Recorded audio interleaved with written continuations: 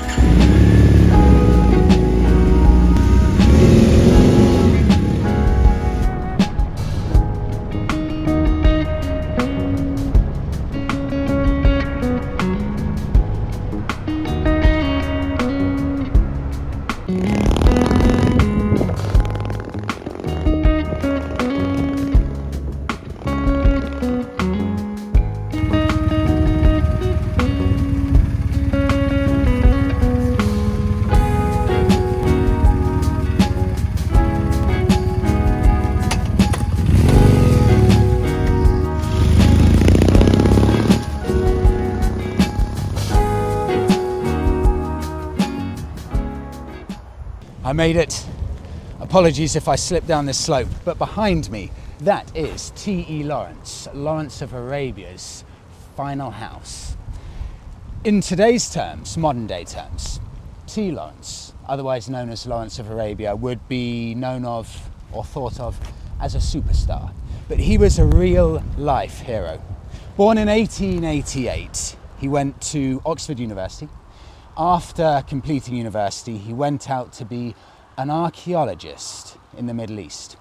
World War I came around, and not wanting to miss out on the war effort, he signed himself up, and because of his knowledge of that part of the world over in the Middle East, he was immediately sent out there for the war effort. And this is where he made a name for himself. This is where he became known almost on a world level. He got that heroic status.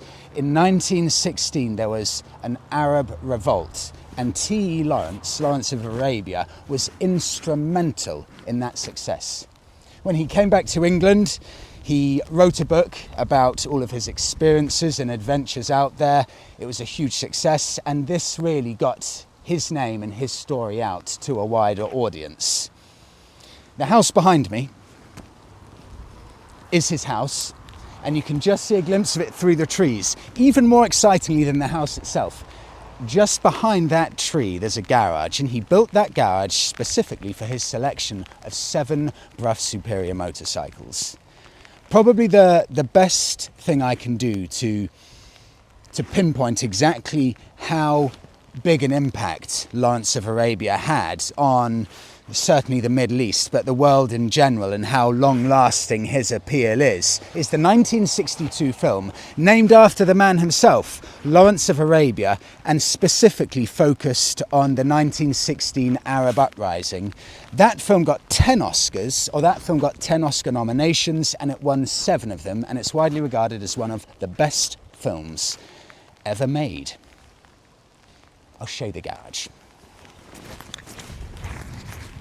Coming through the back of the garden here, and this is his house from the garage perspective. So that's the garage there, where he'd house all of his Brough Superior motorbikes.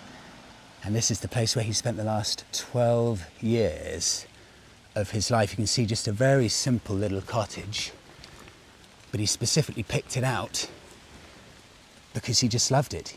He found out who the owner was, asked if he could rent it out, and it was in dilapidated condition. He ended up completely doing it up. And what you see here is pretty much exactly how it would have looked 89 years ago.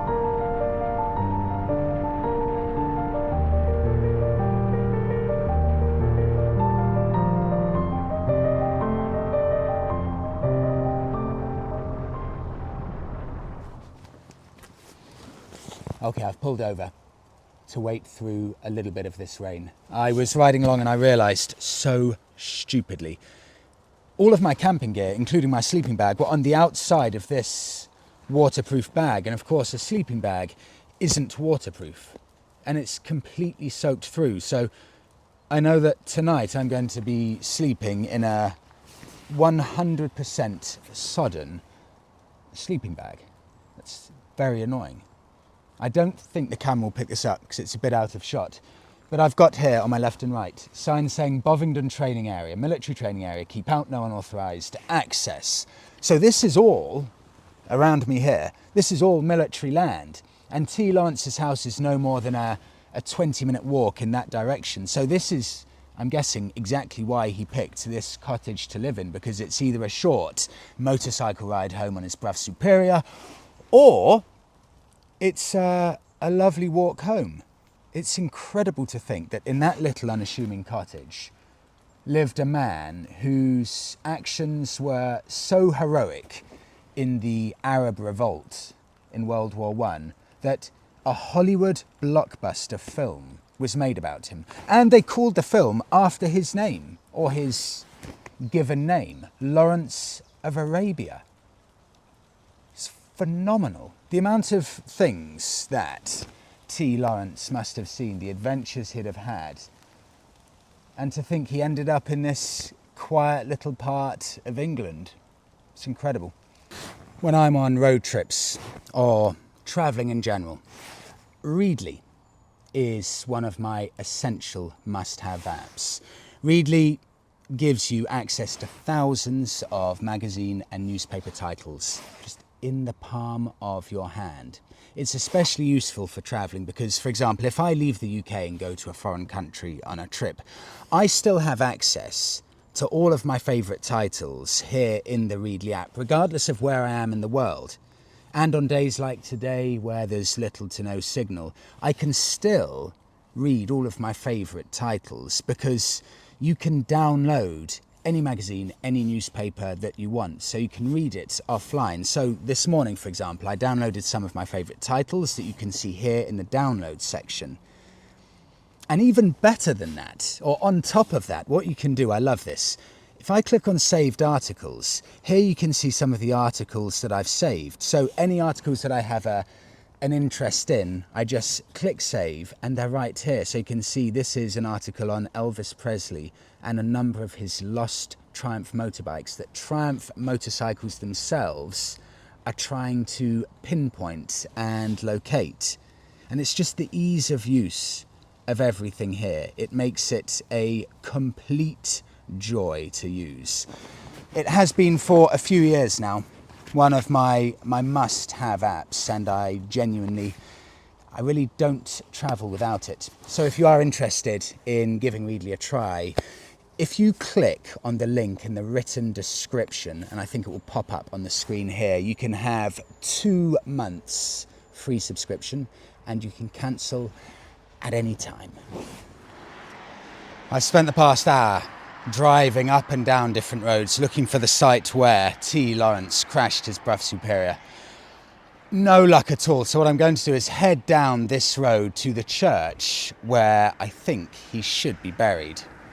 Weather, just worse and worse. But look at what I found.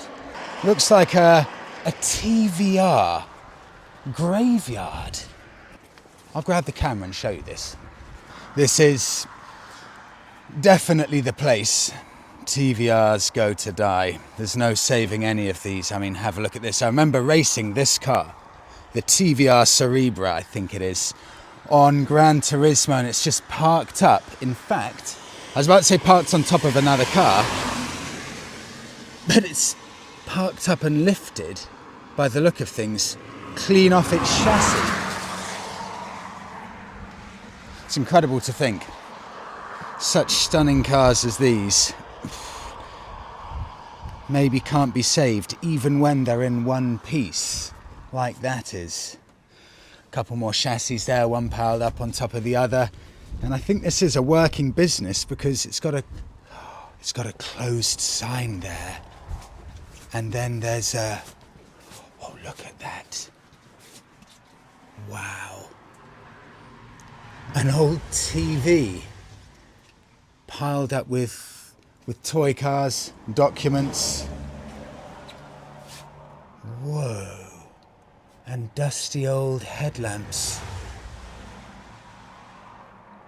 It's incredible, things like that. I mean, I say it's still a working business. I have no idea. Front of an AC Schnitzer there. And then a whole load of really ancient, probably 1920s roofs and panels of old cars, just all on the side of the road here. And then at the very end, I've just seen one of the old petrol station signs, but there's definitely no petrol being served here. If I can't find the church up this way in 10 minutes' time, I'm going to run to a Starbucks and I'm going to book a campsite and I'm going to lock myself in the tent. And I've just remembered this, I really hope they've got charging facilities at the campsite, because I've just ordered a new quad lock wireless charger because Joe took my one when he was working on the Bonneville, and I thought I had a spare one, but I didn't. So I've got no way to charge my phone, my sat-nav, cameras, microphones, nothing. This has all been terribly, terribly thought out.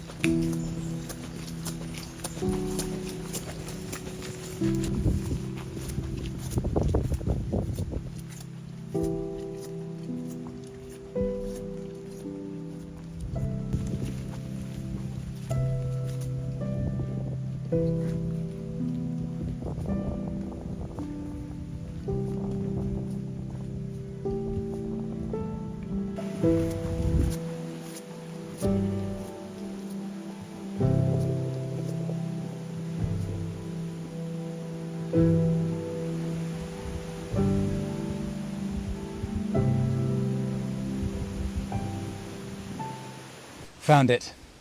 Took almost all day, but I'm delighted to have finally found it.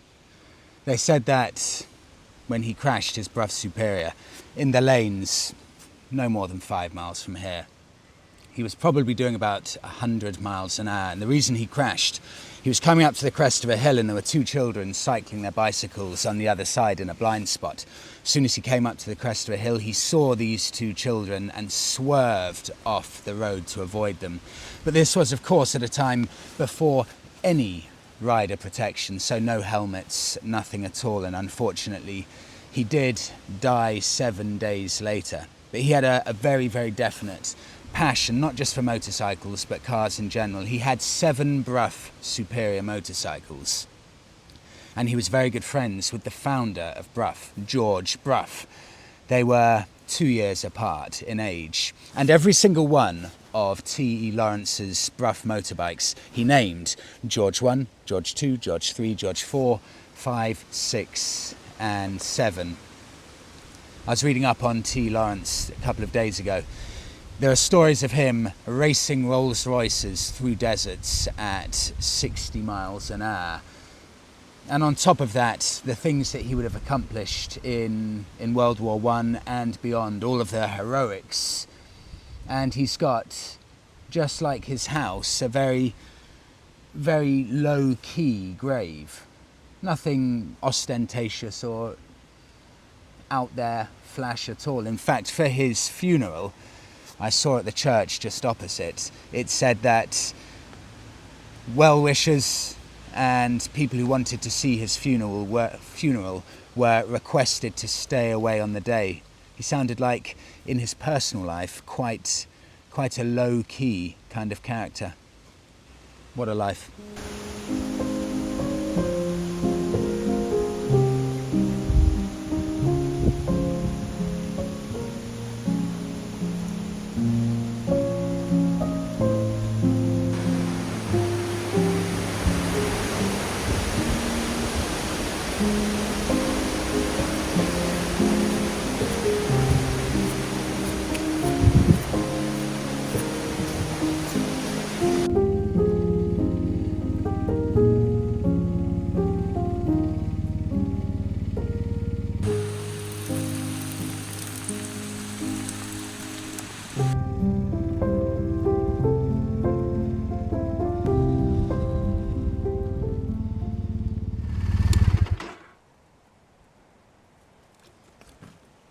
Please don't judge me too much.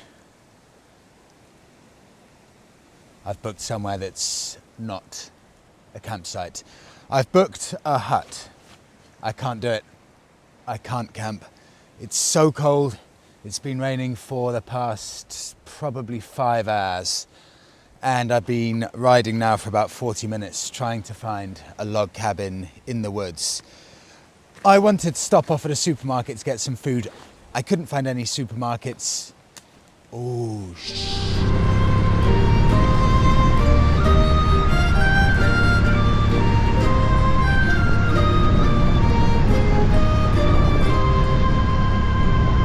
Farewell and adieu to you, Spanish ladies. Farewell and adieu to you, ladies of Spain.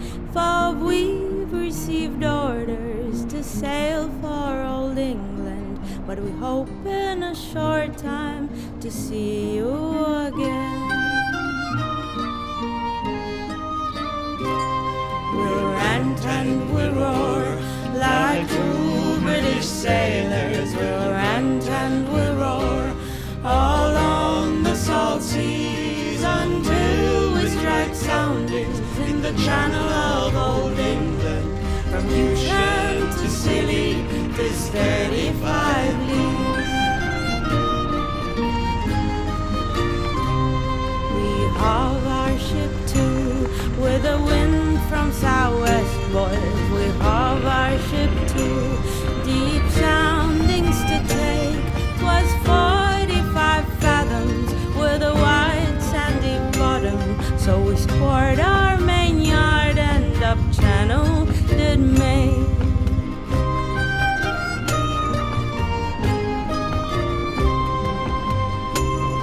Now let every man drink off his full bumper, and let every man drink off his full glass. We'll drink and be jolly and drown melancholy, and here's to the health of each true-hearted lad. We'll rant and we'll roar like true British sailors. We'll rant and we'll roar all on the salt seas until we strike soundings in the channel of old England. From Newsham to Scilly, these 35 leagues.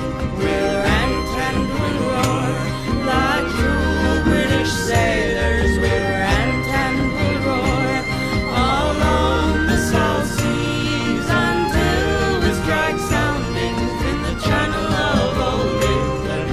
From Newsham to Scilly, this 35 leagues. London. Oh, Yeah, so quite far. well, you're walking past the old weather. How are you, Kevin? Good. So this is the one. This is your pod. Perfect. This is the washroom.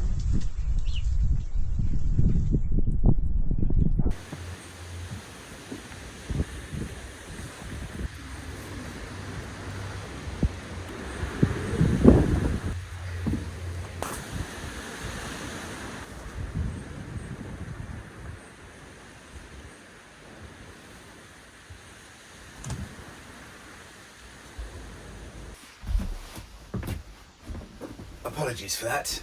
I was cut off halfway through because gale force winds kept blowing over the camera, and apologies for the audio quality.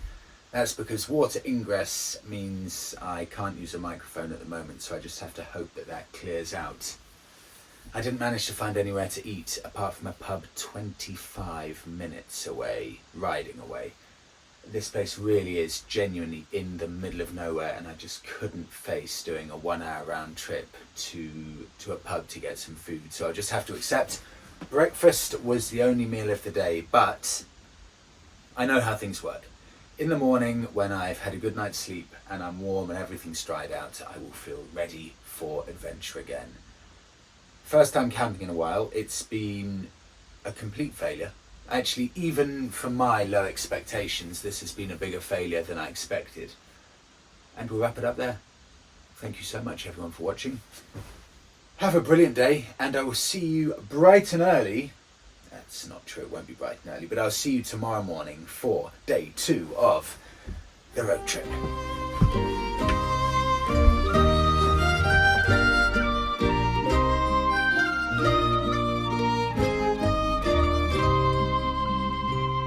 Farewell and adieu to you, Spanish ladies.